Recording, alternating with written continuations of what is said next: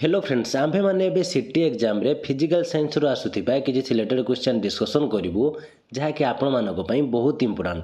आपण माने जदि सिटी पई सीरियसली प्रिपेयर होचंती ताले भिडियोटी को प्रथम रु शेष पर्यंत देखंतु एवं ए भिडियो रे मध्य म आपनको एक स्पेशल क्लास विषय रे कहबी जेउथिरे आपण माने 100% सक्सेस पाई परिबे एवं आपनकर टीचर हेबा स्वप्न को मध्य पूर्ण करि परिबे। तो आपण माने जदि प्रतिदिन एई भली वीडियो देखिया पई चाहुचंती ताले हम चैनल को सब्सक्राइब करंतु एवं नोटिफिकेशन बटन को ऑन करी रखंतु जहाँफल नेक्स्ट वीडियो जो भी अपलोड हो आपने जानीपारे और आपंक एग्जाम प्रिपेरेसन हो पारे। तेज चलतु आज क्वेश्चन आंसर कौन रही डिटेल्स डिस्कसन करवा। तो आज फास्ट क्वेश्चन कौन रही देखु प्रत्येक पदार्थ 5टी मूल वस्तु द्वारा गठित बोली क्यों भारतीय दार्शनिक मत देते कोणार्क थेलस डाल्टन बोर। तो यार राइट आंसर होउची ऑप्शन ए कोणार्क। केउटी एक उद्बायी पदार्थ नुहे गंध कर्पूर आयोडीन कर्पूर खाइबा लुण। तो राइट आंसर होउची ऑप्शन डी खाइबा लुण। नेक्स्ट क्वेश्चन देखंतु कौन रही पदार्थर अवस्था परिवर्तन बेले आवश्यक ताप को कौन कहती गुप्त ताप हिमांक स्फुटनांक विशिष्ट ताप।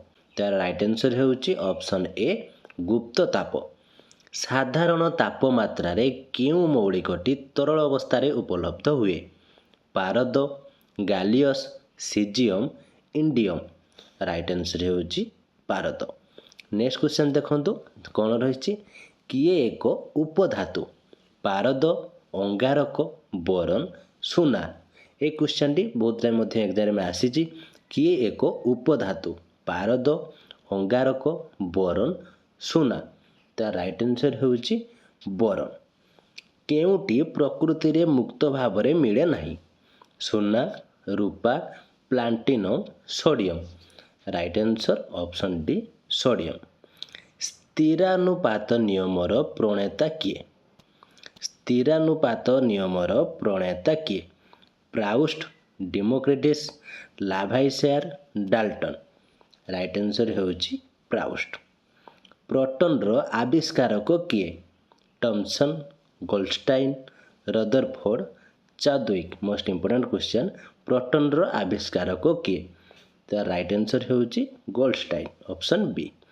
न्यूट्रॉन रो वस्तुत्व प्राय केते 1.6722 into 10 to the power -27 kg 1.275 into 10 to the power -27 kg 9.1 into 10 to the power -31 kg 1 into 10 to the power -31 kg। तो राइट आंसर होउची 1.675 into 10 to the power -27 kg जहाँकि ऑप्शन बी होउची राइट आंसर। एन सेल रे सर्वाधिक केते electron रही परिबो 2 8 18 32। तो right answer होउची ऑप्शन डी 32। तो फ्रेंड्स आपण माने जदि कम समय भितर अधिक प्रिपरेशन होई सक्सेस पाइबा को चाहूचंती ताहले आज ही हमर स्पेशल क्लास रे जॉइन करंतु जेउथिरे आपण मानकु syllabus wise class study material free PDF previous year question सह व्हाट्सएप सपोर्ट मिल जिवो और आपनको लाइफ टाइम एक्सेस मध्य मिल जिवो जहाँफल सिटी एग्जाम रे 100% सक्सेस पाई परिबे। और आपण माने जदि क्लास रे जॉइन होगा चाहूचंती ताहले डिस्क्रिप्शन रे देइथिबा जॉइन लिंक रे क्लिक करंतु किंबा देइथिबा व्हाट्सएप नंबर रे मध्य जॉइन लेखि मेसेज करि परिबे। तबे चलंतु एबे क्वेश्चन उपरକୁ जिबा। नेक्स्ट क्वेश्चन हमर कोन रहिछि केउ एक निष्क्रिय गैस He माने हीलियम H2 माने हाइड्रोजन O2 माने ऑक्सीजन CO2 माने कार्बन डाइऑक्साइड कहतु यह कौन आंसर हम क्यों एक निष्क्रिय गैस। तार राइट आंसर होउची ऑप्शन ए हीलियम।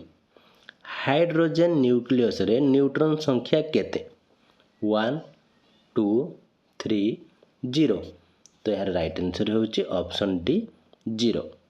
एक मौलिकर परमाणु क्रमांक 19 हेले इलेक्ट्रॉन संरचना कौन 2 + 8 + 7 + 2 2 + 8 + 9 2 + 8 + 8 + 1 2 + 8 + 6 + 3। तो यार राइट आंसर होउची 2 + 8 + 8 + 1 जहाँकि ऑप्शन सी। ଫସ୍ଫରସ୍ ଅଣୁର ସଂକେତ କ'ଣ? P, P2, P3, P4। Right answer ହେଉଛି P4 ଯାହାକି ଅପସନ୍ ଡି। ନେକ୍ସଟ କ୍ୱେଶ୍ଚନ୍ ଦେଖନ୍ତୁ କ'ଣ ରହିଛି। ନାଇଟ୍ରୋଜେନର ଯୋଜ୍ୟତା କେତେ? କେବଳ 1, 2 ଓ 3, 3 ଓ 5, 1 ବା 2 ବା 3 ବା 4 ବା 5। ତ ଏହାର ରାଇଟ୍ ଆନ୍ସର୍ ହେଉଛି 1 ବା 2 ବା 3 ବା 4 ବା 5 ମାନେ ଅପସନ୍ ଡି। ପାରଦର ଲାଟିନ୍ ନାମ କ'ଣ? ଆର୍ଜେଣ୍ଟିନମ୍, କୋପ୍ରମ୍, ହାଇଡ୍ରୋଜିରମ୍, ଷ୍ଟାବିୟମ୍। ତ ଏହାର ରାଇଟ୍ ଆନ୍ସର୍ ହେଉଛି ହାଇଡ୍ରୋଜିରିୟମ୍ ଯାହାକି ଅପସନ୍ ସି। ତ ଫ୍ରେଣ୍ଡସ୍ ଆହୁରି ମଧ୍ୟ ବହୁତ ଗୁଡ଼ିଏ ଏଠାରେ କ୍ୱେଶ୍ଚନ୍ ରହିଛି ଯାହାକି ଆମେ ନେକ୍ସଟ ଡିସ୍କସନ୍ କରିବୁ। ଏ ସମସ୍ତ କ୍ୱେଶ୍ଚନ୍ ବହୁତ ଇମ୍ପୋର୍ଟାଣ୍ଟ। ଆପଣମାନେ ପୁଣି ଥରେ ଭିଡ଼ିଓଟିକୁ ଭଲ ଭାବରେ ଦେଖିଦିଅନ୍ତୁ ଏବଂ ଏ ସମସ୍ତ କ୍ୱେଶ୍ଚନ୍ ଭଲ ଭାବରେ ପ୍ରାକ୍ଟିସ୍ ମଧ୍ୟ କରିନିଅନ୍ତୁ। ତ ଇଏ ଥିଲା ଆଜିର କ୍ଲାସ୍ଟି କେମିତି ଲାଗିଲା ଯଦି କିଛି ଡାଉଟ୍ ଥାଏ କମେଣ୍ଟ ବକ୍ସ ନିଶ୍ଚିତ ଭାବରେ ଜଣାନ୍ତୁ। ଭିଡ଼ିଓଟି ଭଲ ଲାଗିଥିଲେ ଲାଇକ୍ କରନ୍ତୁ ଏବଂ ଆପଣଙ୍କର ସାଙ୍ଗସାଥି ଯଦି ସିଟି ପାଇଁ ପ୍ରିପେୟାର ହେଉଛନ୍ତି ସେମାନଙ୍କୁ ମଧ୍ୟ ସେୟାର କରନ୍ତୁ ଯାହାଫଳରେ ସେମାନେ ମଧ୍ୟ ନିଜକୁ ଏକ୍ଜାମ୍ ପାଇଁ ପ୍ରିପାରେସନ୍ କରିପାରିବେ। ଏବଂ ଆପଣମାନେ ଯଦି ଆମ ସ୍ପେଶାଲ୍ କ୍ଲାସ୍ରେ ଜଏନ୍ ହେବା ପାଇଁ ଚାହୁଁଛନ୍ତି ତାହେଲେ ଦେଇଥିବା ହ୍ୱାଟ୍ସଆପ୍ ନମ୍ବରରେ ଜଏନ୍ ଲେଖି ମେସେଜ୍ କରନ୍ତୁ କିମ୍ବା ଡେସ୍କ୍ରିପ୍ସନ୍ରେ ମଧ୍ୟ ଜଏନ୍ର ଲିଙ୍କ୍ ଦିଆଯାଇଛି ସେଠାରେ କ୍ଲିକ୍ କରି ଆପଣମାନେ ଡାଇରେକ୍ଟ ଜଏନ୍ ହୋଇପାରିବେ।